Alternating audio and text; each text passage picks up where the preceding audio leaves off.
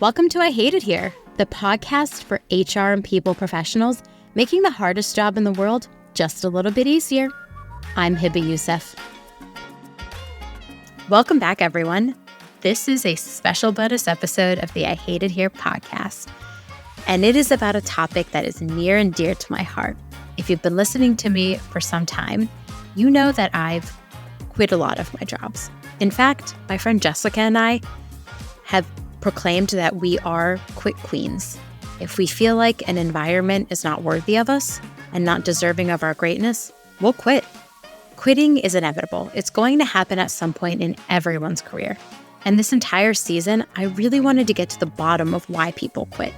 So I don't know if you've noticed, but each episode I've asked every single guest, what's one thing a company could do that would make you want to quit? And today, I'm replaying some of the best, most brutally honest answers I could find. It's candid, it's eye-opening, and it really paints a clear picture of what aspects of a job can be absolute deal breakers, not just to HR professionals, but to any employee. And if you're listening along and you're thinking, that's how I feel about my job, maybe it's time to make a change. Let's dig into some of the red flags, shall we? Today, I'm bringing back my really good friend and fellow self-proclaimed quit queen, Jessica Winder, to talk about why employees quit and what HR can do about it. Since we both say, Jessica and I both commonly say, like, we'll quit a job. Oh, yeah. We'll quit a job real fast, and we know. So I'm asking every guest this season, Jessica, what's one thing a company could do that would make you want to quit? Unfair compensation. Don't play with my money or I'm out. If you do, beware. And it's funny that I say this because I think a lot of people, when they think of compensation, they only think about it when they're doing an offer letter. But this also goes when people start at the company and then they get to talking to people. They realize that they're not being paid equitably. And so make sure that you do this because when people find out, they will leave. If I come to a company, and this has happened in a past life, and I realize somebody in the same role, same experience was making like $10,000 more than me, only because let me be clear, he asked for it. Oh, I'm out. I quit. Either you fix it or I leave. It's really tricky though, because like we as HR, we see everything. So like if you're paying HR people unfairly, then that's just bad. There's no, yeah. And that was the justification is that he asked for it, he negotiated. So then quote unquote, and he deserves more money. And this is why I'm very adamant about, I respect companies that say that they don't negotiate. Like this has also happened to me where, at women's conferences, it's literally like, you must negotiate. So a lot of women just negotiate just to be negotiating. And I've done that before. Like, I'm happy with it, but I'm going to just ask anyway, because why not? And they're like, we don't negotiate. And I respect that. I would rather you say that to me because I didn't ask than I don't receive. Yeah. And they've actually shown the studies that women do actually try to negotiate more, but then don't actually get the money. Whereas like men negotiate less and do get the money. Yeah. Because the perception is you should be grateful. Well, why? Gross. Yeah. Gross. Well, I mean, I'm really heated about it today too, because the WNBA draft was last night and then they released the salaries that all of them are making. And my job was on the floor. They make $75K their first year. Why is not making the millions? Why? She's the best shooter. Whereas the men make millions. I was like, millions. Whoa. And the justification is like, well, it's about views. No, don't take from her talent. She deserves millions just like everyone else. Now, mind you, I did like her Prada outfit. She's going to make millions. The Prada outfit was great. The Prada outfit was cute. She was cute. She was giving it to y'all killer. In the glasses too. Yeah. But she needs her money and I'm mad for her. Yeah. Somebody said like, oh, the views, but I'm like, the women's final was viewed by more people than the men's final. Totally. So make it make sense. It doesn't. So, but that's not what this episode's about. That'll be another one probably later this season or next season. You and I just talk compensation for the whole thing. I feel you on unfair compensation. That actually made me quit a job that I loved dearly. Mm-hmm. And I had like an unfair compensation situation. And I was like, hey, I can't do this. And it's what made me poke my head out, start looking around for other offers. I got an offer and I was like, you're not going to match this. So I'm just going to go. Yeah. Peace up. So it's tough. I'm joined by the brilliant Tori Lazar. Tori is a strategic storyteller and executive coach for multidisciplinary women leaders in tech, media, finance, and more. Through her coaching studio, How to Fuck Up Well, she helps her clients turn challenges into springboards for personal growth, business innovation, and better leadership. Damn, Tori, is there anything you can't do? I've been asking every single guest this season, what's one thing a company could do that would make you want to quit? I think the one thing is if a boss, a manager, really anyone on any team undermines another person and their ideas, their point of view, their experiences. And that's if it's me undermining me or my fellow teammate, another person. I do not tolerate that. And I have actually quit at least 3 jobs for this reason. And Damn. before I go, I always give this feedback. And that usually gives me a sense of like, oh, should I leave or not? Because again, is like this person receptive to this feedback or not? So I can't tolerate when people make other people feel bad about things. And I think even like this extends to social media today as well with the like in and out lists. Like, I think that's so toxic. It's like, if something brings someone joy, why are we saying it's out? Like, it's fine if it's out for you, but it doesn't need to be out for other people. So again, if someone is undermining another person, it gives me the ick. And it also probably is indicative of like a deeper toxic culture, that behavior. Absolutely. If someone is doing that, that means that they're doing it a lot. Like if they're doing that in an all hands, right? And they're just very openly degrading someone's contribution to a meeting, that means that that's not just happening in a larger setting, that's happening in more intimate settings. And these are the things, again, that make people not feel seen and not feel valued and not feel heard or appreciated, which again, we're going to dive into it, but that's really oftentimes like the root cause of why people are stuck and just unfulfilled and unhappy.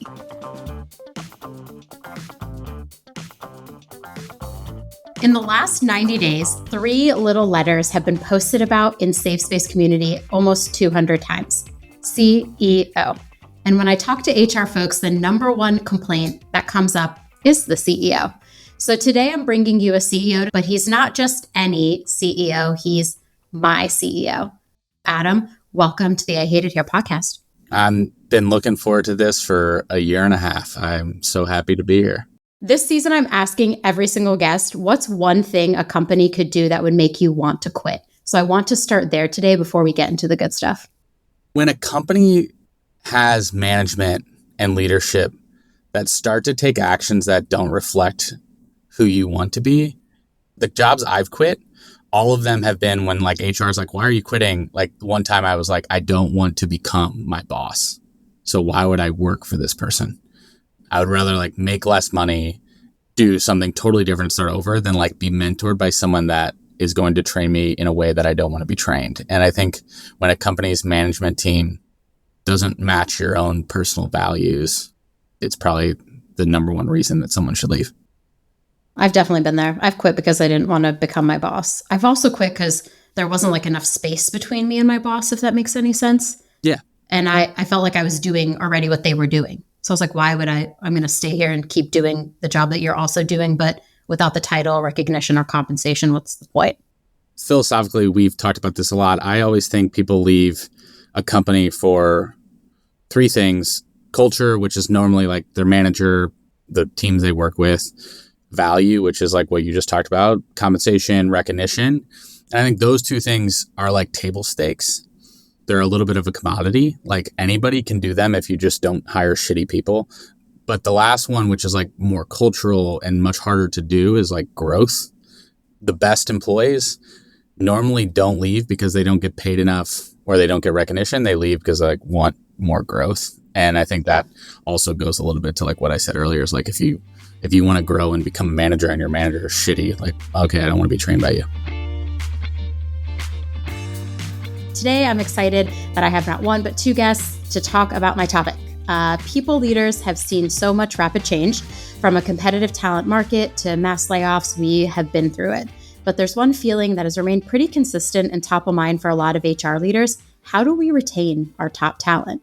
So today's episode, I'm bringing you not 1, but 2 amazing guests who have spoken to over 200 people leaders and have heard it all. From calendar redesign, human capability, to the Goldilocks of spreadsheets, these 2 have dug deep with people leaders about the challenges we're facing and the unique solutions we've created. Joining me are Daniel and Stephen Huerta, the co-hosts of the Modern People Leader podcast. Okay, I've been asking every guest this season, what's one thing a company could do that would make you want to quit? And I'll start with Daniel. You have to tell us what's the one thing a company would do first. So in preparation for this, I actually sent this question to like 20 of my friends, and I got a very wide range of responses. So some people were saying it would be having a micromanager, to getting a pay cut, to not having like any room for career growth. I kind of like heard it all. But for me, I think it all comes down to trust. So if that trust is broken either way, like I feel like they don't trust me or I don't trust them, I immediately disengage. Like I totally shut down. It's hard for me to even complete like a task. Like I'm just like, screw this. Like I'm just going to sit here all day and look at like open job opportunities. And if somebody wants to interview me, I'm going to take that interview. And if I like the company, I'm going to take the job. That's what it is for me. And I've had some experiences that like left like a really sour taste in my mouth, like related to this. So that's why that's my immediate response. I have been there. I interviewed Minda Hartz one season in the podcast, and she's writing a book on trust in the workplace. And it's supposed to come out this fall. And I've never been more excited about it because I feel like people don't talk about it enough. But especially in HR roles, if you're not trusted to do your job, like why are you even there, honestly? I would say that for like a lot of roles. Like, could you imagine like not having that trust and foundation with somebody when you're going to work every day? It just like then makes you doubt yourself and you just like start to spiral. Or when things start to get tough for a company and you start to notice like a pattern of behavior or decisions that are being made that just like don't line up with who they say they are. It's like, I just don't trust you anymore. You know, like you're doing some sketchy shit and everybody sees it. And before you know it, like people are going to be leaving. So That's a good one. Stephen, what do you have? Does it one up trust? I feel really basic. I really do. I'm like tapping in. Let's hear it. Tapping into my inner Gen Zer, and that is like in-office work. Like if I have to work 100% in the office, I'm out. Like I'm at a point in my life where a better way has been found, and I think there's data that supports that. Obviously, there's a whole, there's millions of people on LinkedIn that would debate that. But for me personally, if the company was like, yeah, it's in office, and even if it was like hybrid, but with a lean to in office, I'm probably out on that as well. Because it just feels like, I know what the reality would probably be. And now that's just like stupid. So we're like, you're forcing me in, but you're saying I don't have to be in. So like, that's it. Like for me, like I've got to work remotely or like the majority of my job remotely. Now, if you were to like expand that and say like, well, what kind of Daniel type of answer do you have? I would say accountability. The second that I see people are not being held accountable, especially at my level, at an executive level, I'm seeing that people are not being held accountable for their responsibilities, but yet I am being held to a standard. And I see that incongruence in the leadership team, or even more specifically, the CEO. I'm out. Like, have fun. But this isn't the culture for me. I, first of all, love that. I was smiling so hard when you said that because I just had this conversation with my CEO today that I said like a deep source of frustration that's almost triggering for me is when people don't take accountability. Because I feel like as HR, we have to take accountability for everything, even things that that we did not cause. I'm like, I take accountability for problems that I didn't even know were problems until the manager brought them to me to basically preserve the relationship for the manager. And so I was like talking to my CEO about that today because I was like, it is starting to become like triggering for me when people don't say, hey, I take accountability for that thing I did. So I love that you said that is something that would cause you to leave, because I think now where I am as well, I would also say I have to go. And then on Stephen's point about in-office work, if we rewinded back to like I don't know, This is the irony. 2015, 2016. My first job out of college was with Steven. I was an intern for Workify. I was employee number like 3 or 4. And the company only ever grew to like 12, 13, 14 employees, but it was very much an in-office culture. And Steven's opinion on remote work back then, like you'd be very surprised. Like Steven has like, he's come on a journey, like to have the opinion that he has now. I would have never guessed that. I don't think I would ever be able to work in office anymore either. I've been fully remote since like 2019, and I worked like hybrid at a different job back in 2013. But like, if you looked at me in the face and were like, you have to get up and go to work every single day, I'd be like, no, thank you. I'm not good at that. I just came from a time where it was ingrained in us. Like, you have to be in the office. There is no other choice. These like dry cleaners, like this other bullshit, you just need to figure out when you're going to get that done. Like, that's literally everyone else that's worked in the world figured it out. Go figure it out. That was the era that I kind of grew up in. And so like, it's almost as though like I convince myself that this was the only way and it had to be this way so that I would like succeed in that kind of environment.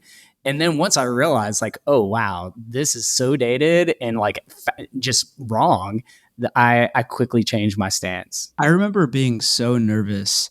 So I think like in my 3rd or 4th year working for Steven, my girlfriend at the time, who's now my wife, lived in Dallas and we were in Austin. And I was like, okay, either I have to get a new job or we have to come up with some sort of arrangement to where I can live in Dallas half the time.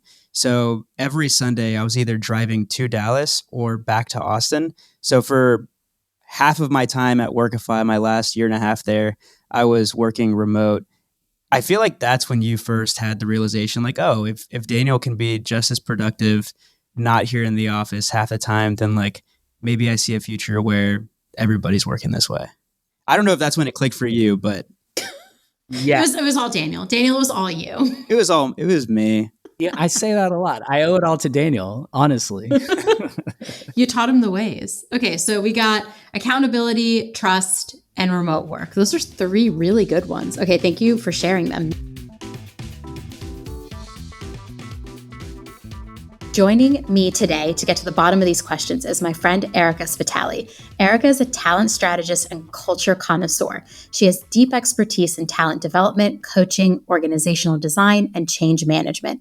Most recently, she was the VP of Talent and Employee Experience at EmployBridge. She has a master's in IO psychology and a doctorate in clinical psychology and is a licensed clinical psychologist.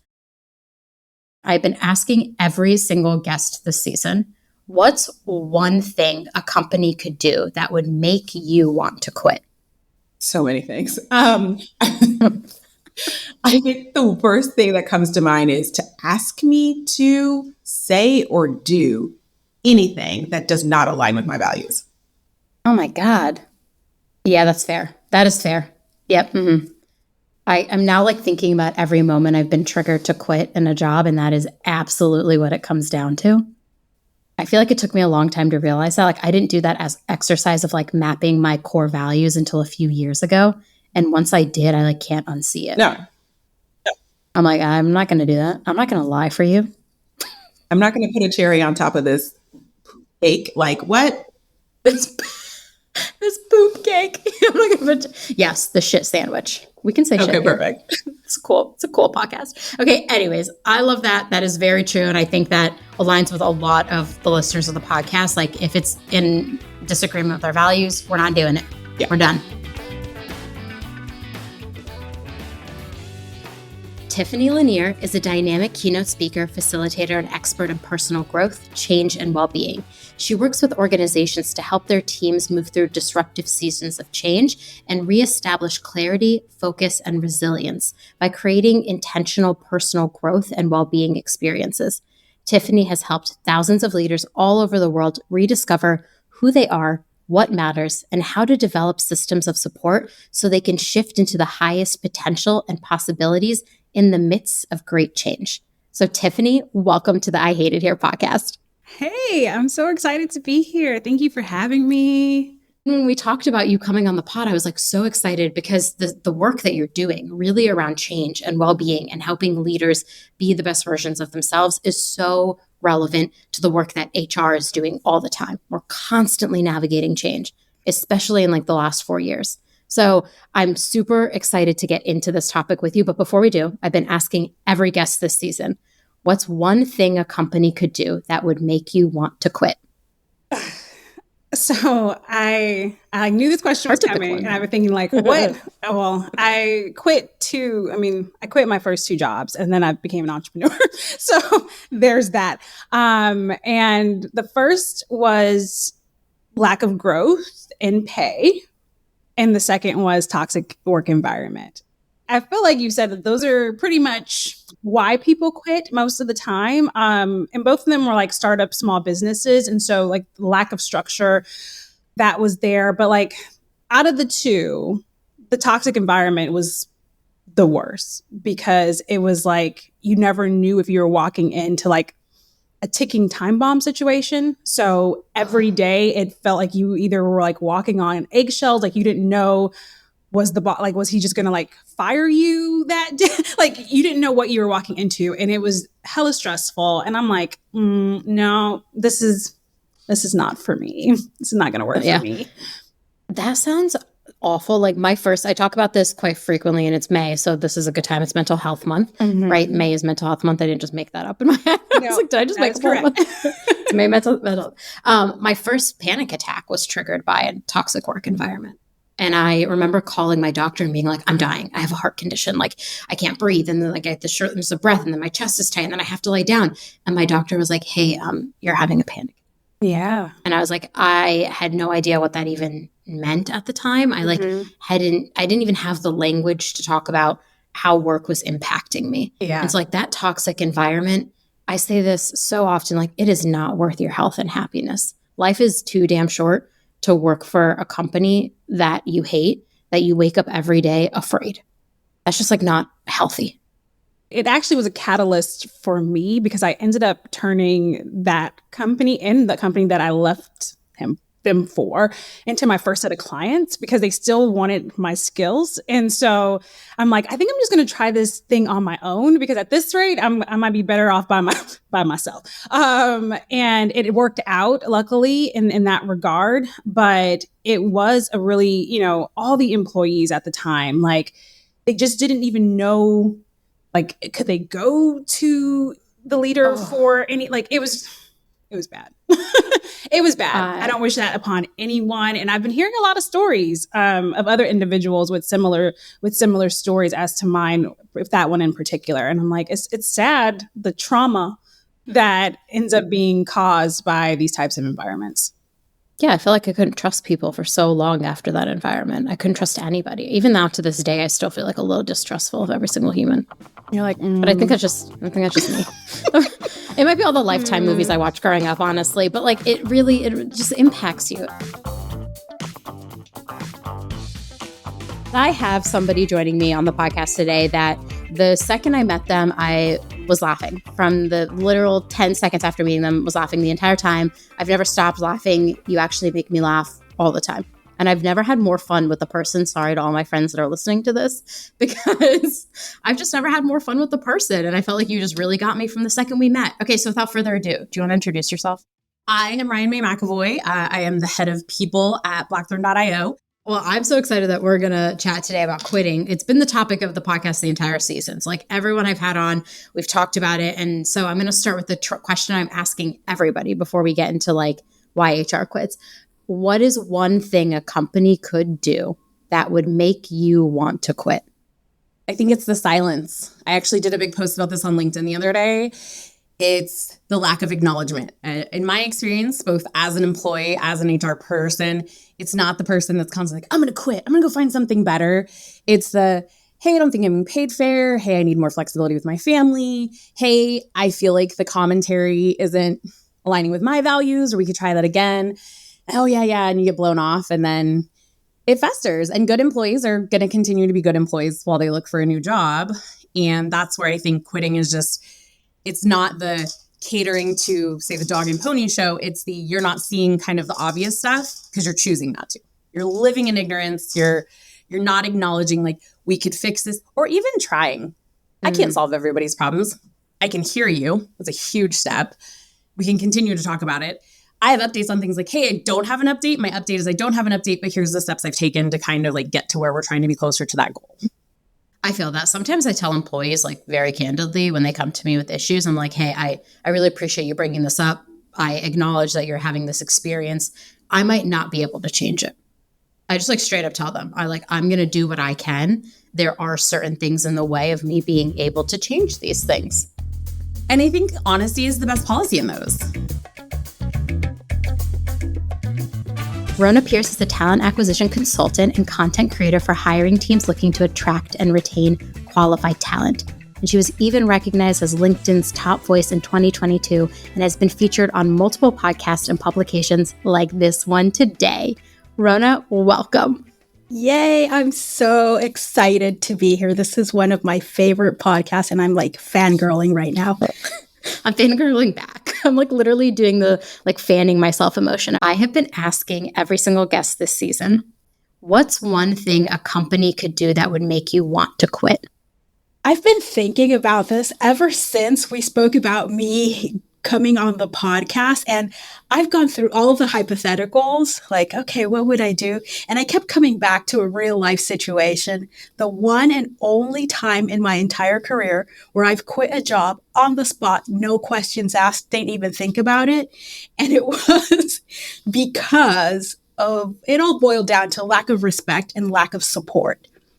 As someone who's been in management for a while, the way my manager supports me and respects me is super important for me.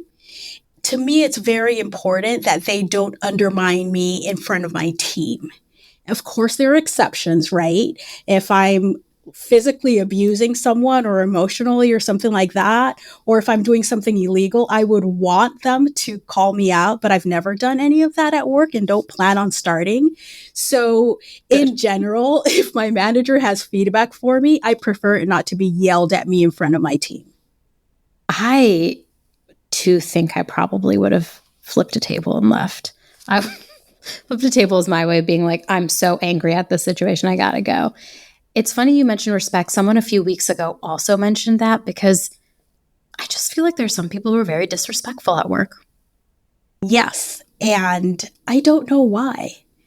And in this particular situation, it had happened multiple times. And I was nice the first 2 times and like pulled him aside and told him like, hey, this is not how I roll. Maybe let's not do it this way. And the 3rd time, there was just something that clicked in my brain. And I was like, nope, I'm done. I'm absolutely done. What a freeing moment. I love that.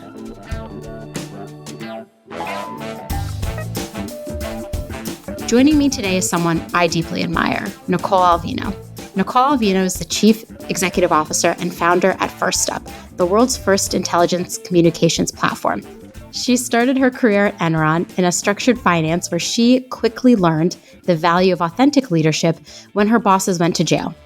And to this day, she incorporates authentic leadership into how she builds businesses. Nicole, welcome.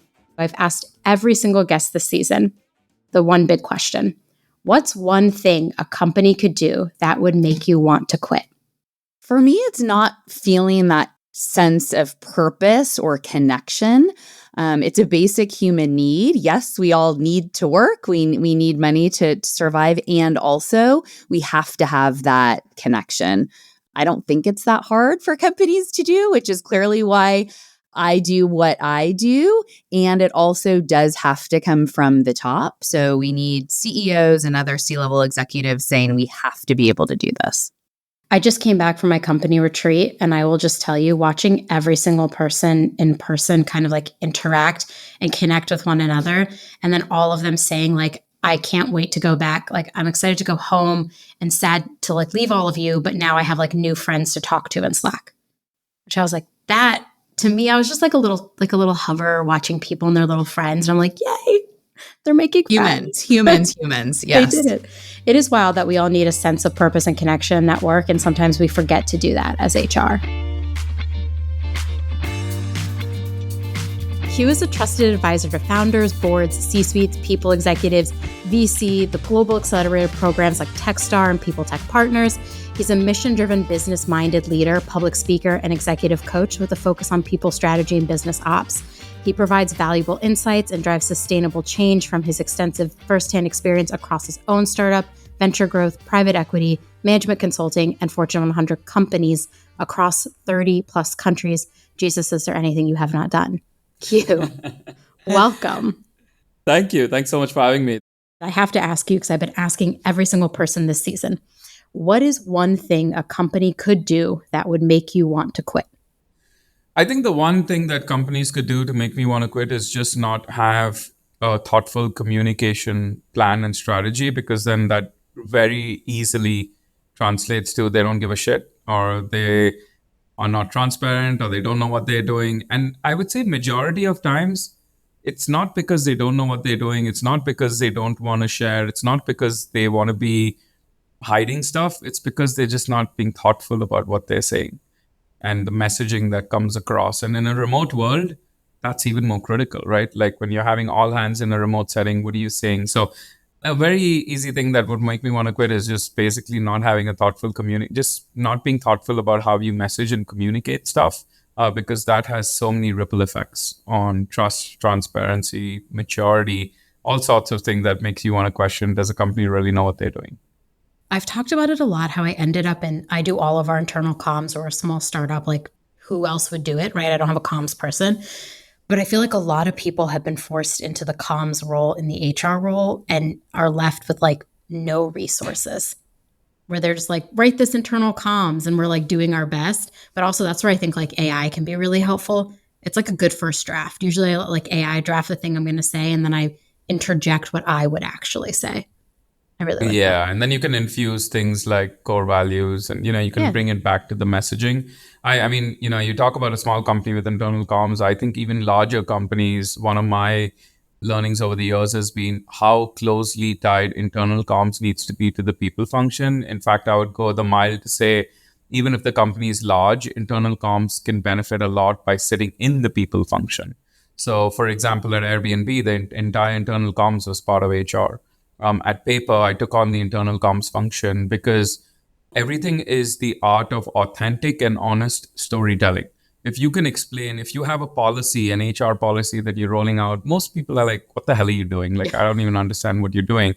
But if you connect the dots and you explain why you did something, even if you won't win everyone over, which in the HR game is almost, never going to happen, at least you help them connect the dots, because most of it is rationalizing messaging. And then on the internal comms front, we have so many things hitting employees. It could be outside HR. Like, let's talk about, maybe you're going IPO and you have finance IPO readiness docs. You have, your standard data privacy, legal enforcing training that comes, all this stuff. If you can just have it come from one place, you can unify some of the messaging, you can combine them. It will just land on people better. So I'm actually a big advocate of internal comms being part of the people function, so that you can tell authentically and in an honest way the why behind what you're doing. Because if you don't share the why, like, people just are confused, and once they start going down that kind of mindset, then to my earlier point on your initial question, probably want to quit and get out of there. Oh, that's such a good point. Thanks for tuning in. Keep up with all the latest HR resources by subscribing on Apple, Spotify, Google, or wherever you listen. And if you love I Hate It Here, tell an HR friend. I'll see you next time.